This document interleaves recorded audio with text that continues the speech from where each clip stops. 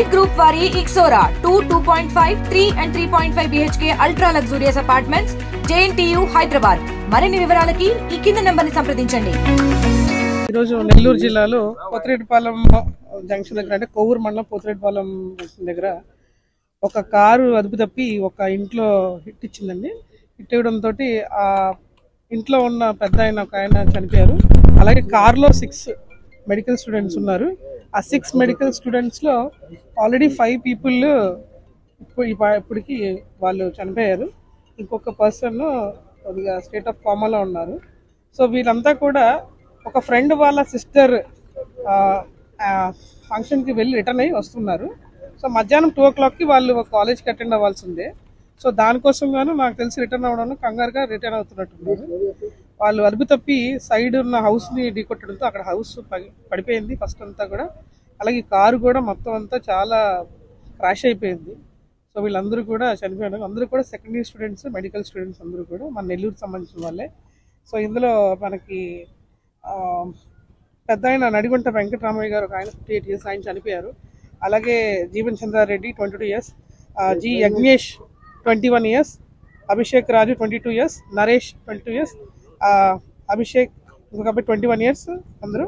ఇంకొక పర్సన్ నవనీత్ అన్న అబ్బాయి మాత్రం still coma, state of coma.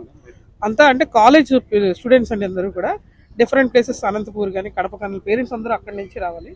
And వీళ్ళందరూ కూడా లోకల్ ఇక్కడ మన మెడికల్ కాలేజ్ చదువుతున్నారు. సో వాళ్ళందరూ కూడా యాక్సిడెంట్ అయింది.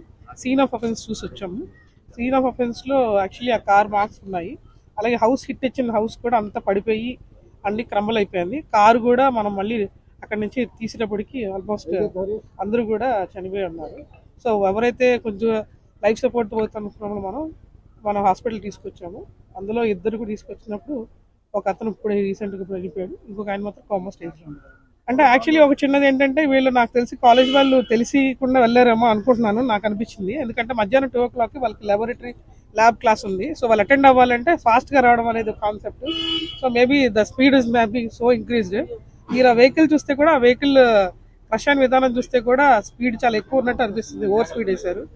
So that is one of the reason. Awareness programmes actually బాగా కండక్ట్ చేస్తున్నాం అండి. అవేర్నెస్ ప్రోగ్రామ్స్ మనం సీట్ బెల్ట్, హెల్మెట్ కండక్ట్ చేస్తున్నాము.